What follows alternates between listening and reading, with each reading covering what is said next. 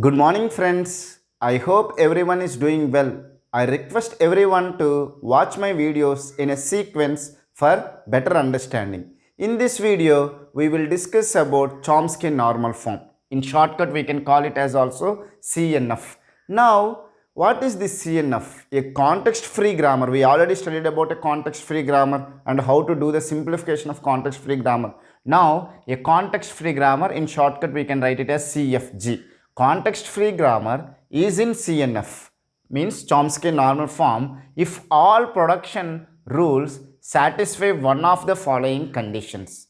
Okay, any context-free grammar if you take, it can be in the CNF form if it satisfies these three conditions. What is the condition? One is that a non-terminal generating a terminal, meaning is that if you have a non-terminal a or a variable a has to derive a terminal, is small a is a terminal, so you should have all the productions is in the form of a determines a, and another productions can be in another form is a non-terminal generating two non-terminals, so it can be like a determines bc, where b and c are the two non-terminals or variables, and even a is also a variable. So a variable or a non-terminal generating a two variables are two non-terminals. So if you take any productions in the CNF, they should be in the form of a determines, means variable determines a terminal or variable determines variable.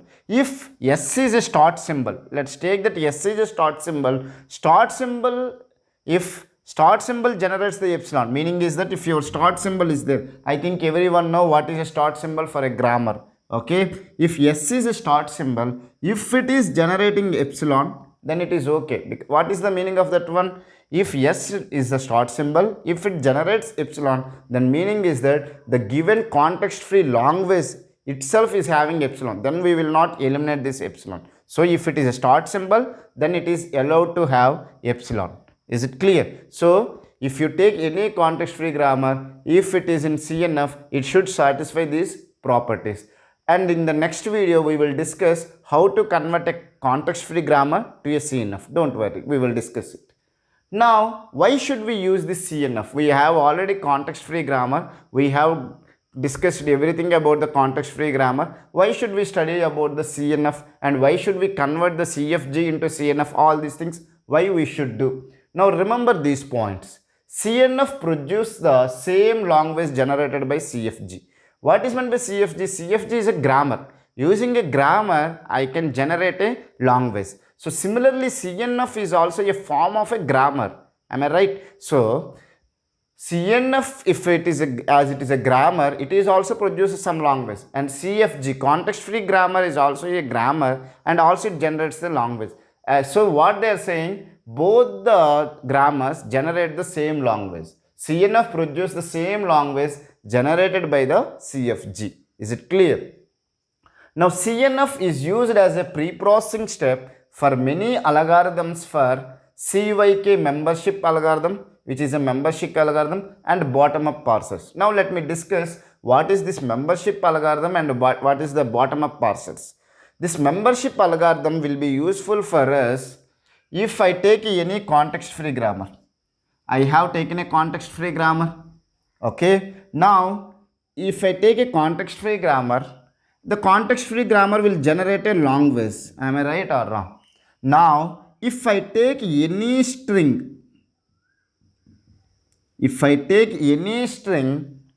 which belongs to this language, to check it whether it is belongs to this language, I have taken a CFG context-free grammar. Using the context-free grammar, I generated a language. Now what is meant by language? Language is a collection of strings. If I take any string to check whether it belongs to this language or does not belongs to the language, we will call it as a membership algorithm. Are you able to understand? If we take any string, I need to verify whether the string belongs to this language or it does not belongs to the language. This process we will call it as a, checking this process we will call it as a membership algorithm. We have a CYK algorithm, membership algorithm. In that one we will use the CNF form only. We will not use the context-free grammar. Okay, and bottom-up parsers. In compiler design course, you will study about the two types of parsers. means bottom up parsers, top down parsers. There in bottom up parsers we will use this CNF form of the context free grammar. For generating, remember one thing, this is the important point of the context Chomsky normal form. For generating string of W, this is W. For generating string W of length n, I have taken a string W whose length is equal to n, okay, requires 2n to n minus 1 productions. Let me write it here, maybe if it is not visible, 2 into n minus 1 productions or steps in CNF. So the number of steps in producing a string of length n is less in CNF as compared to the CFG. If you want to generate a string whose length is n, then you need to only use 2 into n minus 1 steps to produce the string in the context normal form. So that's why people will use the context normal form, so not context normal form, Chomsky normal form. And in the I hope you have understood what is the, if you take any production, how I can verify whether it is in the Chomsky normal form or not. If all the productions satisfy this rule, then we can say that the given grammar is in the Chomsky normal form. And we have discussed why we should go for the Chomsky normal form.